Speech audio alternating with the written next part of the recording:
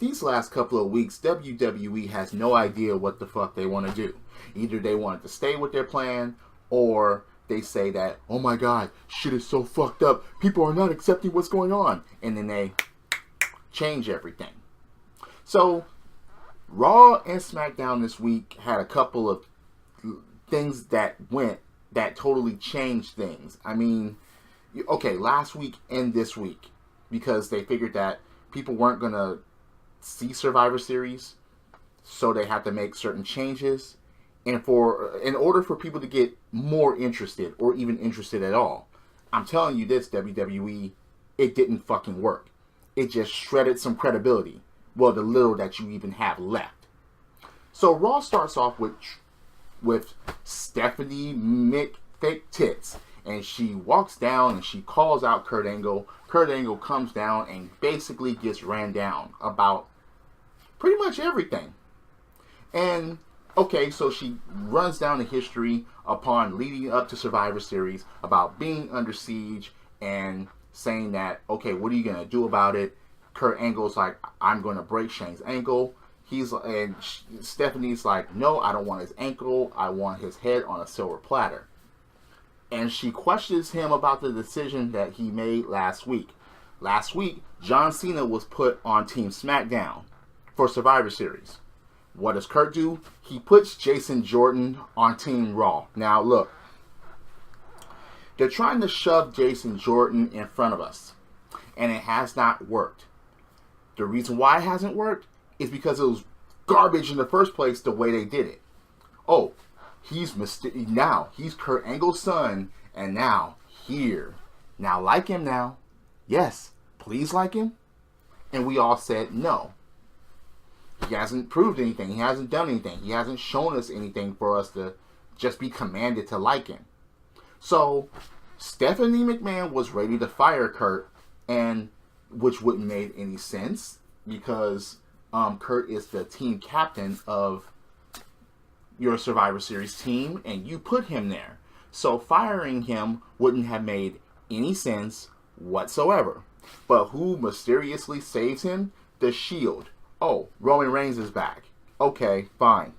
So they hit the ring, and alright, look. Again, what was the purpose of even threatening to fire Kurt? I don't understand that, because again, that he's the captain of your Raw Survivor Series team. So Dean Ambrose gets on the mic. It's funny because the only one that didn't talk during the segment was Seth Rollins.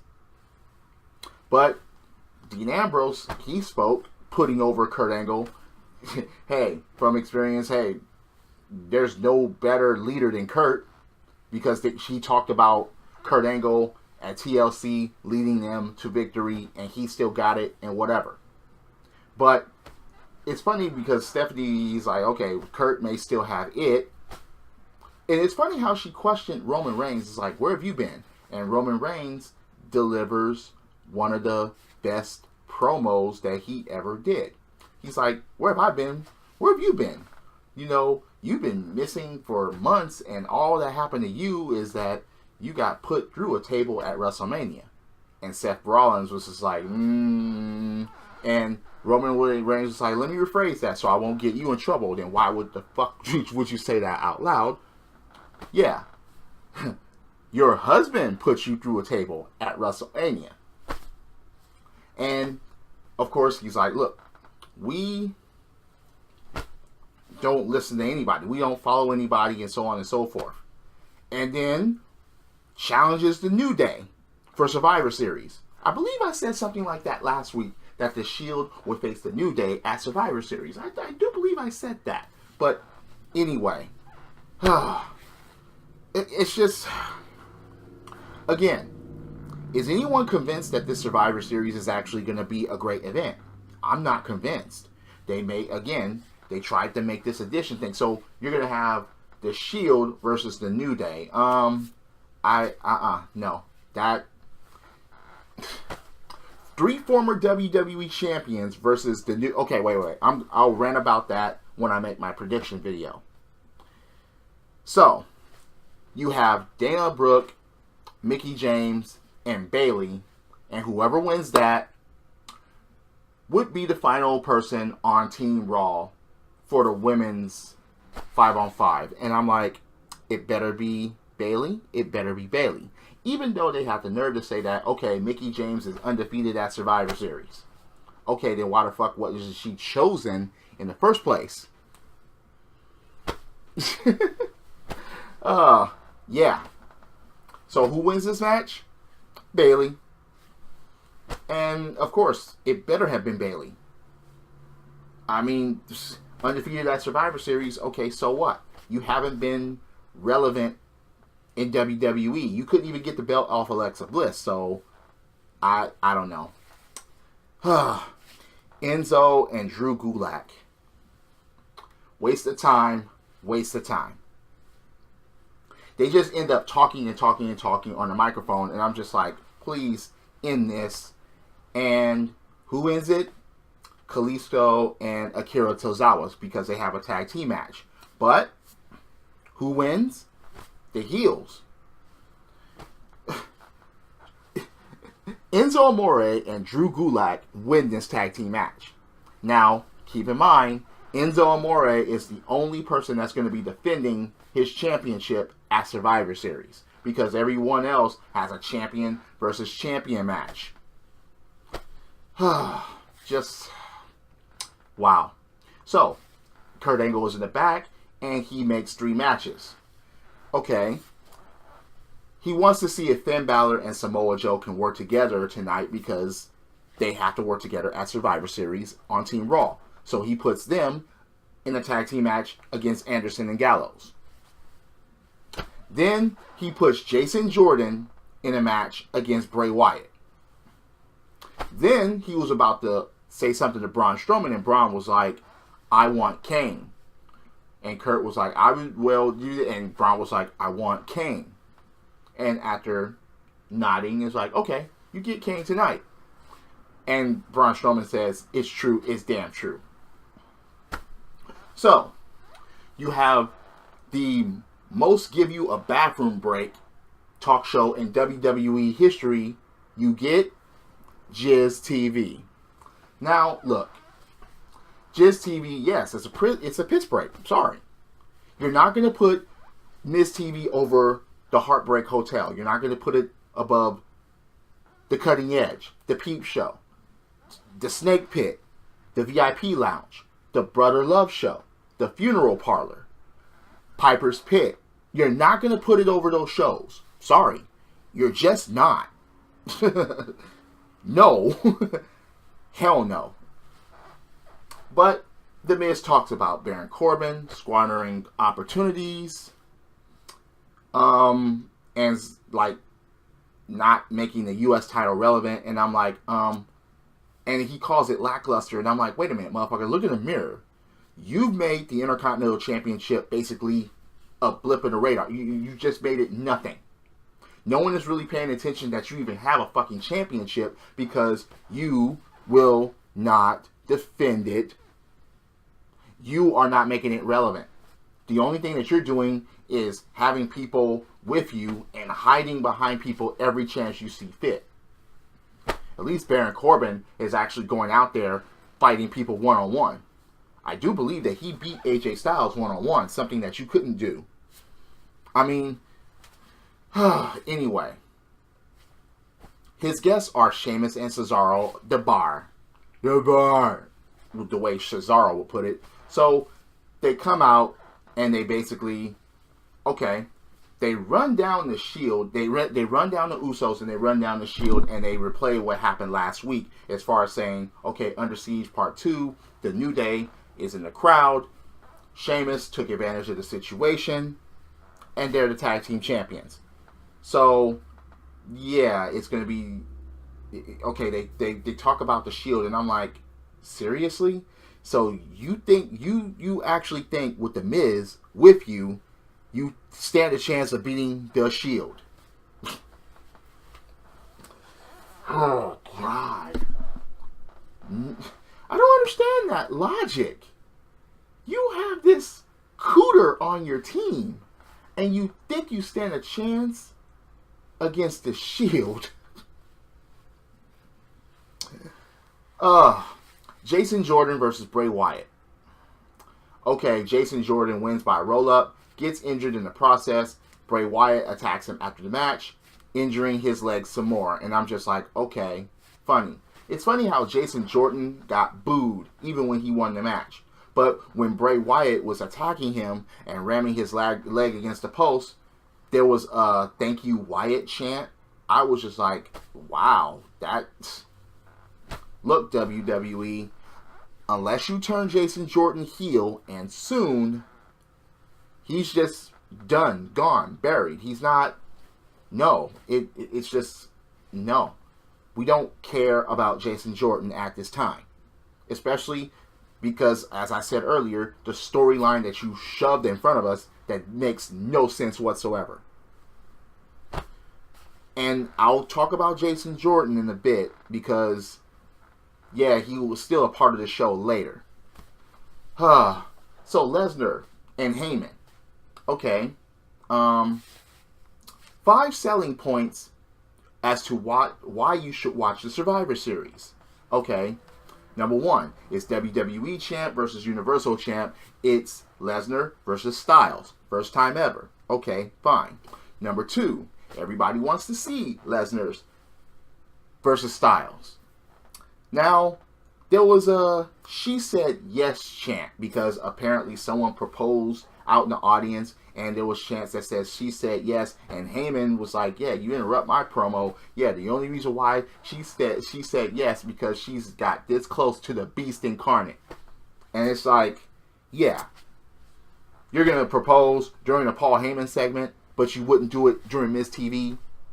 Whoever you are, come on. Big mistake. You interrupt the best promo guy in the business today. That makes no sense whatsoever. Oh yeah, but you leave Miz TV alone?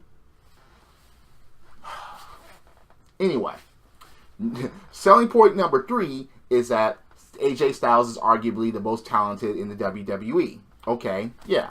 Number 4 is that, okay, this is a Rocky movie come to life, and AJ Styles is the ultimate underdog. But number 5, which Heyman called selling point F5, is that he can't survive Suplex City. Will he or won't he? I mean, yeah, it's just... At least this is an improvement from Jinder Mahal versus Brock Lesnar, and I don't have to rant about that anymore because I was going to make a prediction video and I was going to rant about that, but I don't have to anymore. That's over, that's gone, that's done with. So you get the Shield against Cesaro, Sheamus, Jizz. And who wins? The Shield. You thought that Cesaro, Sheamus, Jizz stood a chance? No. Hell no. The Miz barely did anything in the fucking match. And guess who was the one that got pinned? The Miz. Who was the one trying to be a coward? The Miz. Who was a pussy? The Miz.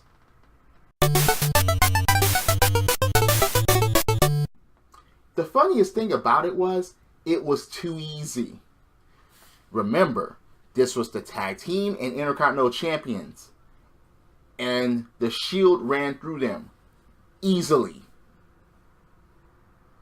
That is ridiculous. It's just way too ridiculous for that. Okay, so Kane said that even he can smile and he will show Strowman there are worse things than death. And that's Kane himself. Okay, we'll see about that. Kurt Angle actually comes out and takes Jason Jordan off the 5-on-5 for Survivor Series. And people cheered at. People were like, yes. I mean, when he was being carried off after Bray Wyatt attacked him, even people were saying, nah, nah, nah, nah, nah, nah, nah. I mean, again, Jason Jordan doesn't latch on to us. Not as the way he is now. But Jason Jordan actually comes out limping and begging like Jodeci in order to stay in the match. I'll be good by Sunday. Baby, I'm begging, baby, I'm begging. Every time that he tried to beg, Kurt was like, no. And he just begged more and more and louder and even called him dad. This is his biggest opportunity. I'll never get this opportunity again to wrestle side by side next to my dad, my father, whatever. I idolized you. You went through with a broken neck. I can do this. I can do this. I'll be well by Sunday. Okay. Stephanie basically comes out and demands that he make an announcement, that Kurt Angle make an announcement. Kurt is refusing to do it. So who comes out? Triple H. Yeah. The nose. Oh, yeah. The COO. Yeah, because he's shafting the wife's daughter, the boss's daughter, I mean. Okay, fine. He comes out and he's like, if you won't make the announcement, I will. The fifth person is me. And people cheer. Jason Jordan tries to plea again and gets a pedigree for his troubles. The end of Jason Jordan as we know it. And this is the perfect opportunity for WWE to flip Jason Jordan around from face to heel and have Jason Jordan destroy. Are they going to pull that trigger? Who knows? Because that would probably be the only way he gets cheers at this point. So, I mean, there was even pedigree chance. Pedigree. So, what does Triple H do? Gives a pedigree. So, Finn Balor and Samoa Joe, yes, they didn't really work together, but they did work together, and they actually beat Anderson and Gallows. It wasn't the greatest tag team. It wasn't the greatest tag team action, but they got the job done, and I guess that was the point of it all. Alexa Bliss actually said that it doesn't matter who wins from Charlotte or Natalya on SmackDown Live, and I'm like, yes, it does. Yes, it motherfucking does. Yes, it does. Kane versus Strowman. First of all, the match never even started. The bell didn't even fucking ring. There was just attacking. Yeah, there was... God. I'm just going to fast forward to the ending. Because Kane got power slammed through the ring. Yeah, the ring just caves in, and both of them disappear. And that's the end of it. And it was stupid. It was stupid. But that ends the show. And I'm like, how do you end a going home episode like that? You should have ended it when the pedigree was done to Jason Jordan. That was the pedigree. That should have been the ending. And you chose to end it from a power slam through the ring that was so anticlimactic and stupid. I mean, come on, man. You could have taken at least 20 seconds away from Jason Jordan begging and made that the end segment when Triple H comes out. He says that he's part 5. He's the 5th member, and he pedigrees Jason Jordan and goes away. Kurt Angle checking on Jason Jordan, and then that's it. You should have ended it that way, but you ended from that power slam garbage. I am not looking forward to Survivor Series. I'm just not. Even though certain matches can be good, certain matches can. But am I looking forward to it? No, because WWE, as I said before, has shredded their credibility in this pay-per-view by saying, oh my God, this isn't going to work, oh my God, so we need to change things around. Oh wait, the Shield isn't a part of the pay-per-view? Well, we'll throw them against the New Day. And I even said that was going to happen, so, anyway, what did you think about the show? Thumbs up, thumbs down. Do you agree or disagree? Please leave a comment below. This pay-per-view, look, I'll save it for my prediction video, but yeah, garbage. Hit that like button, hit subscribe, set up those notifications. This Raw, from beginning to end, it was just like, man, and this was a going home show before a pay-per-view, so, goodness. Anyway, drop kicks, body slams, throw motherfuckers over the top rope, both feet hit the floor.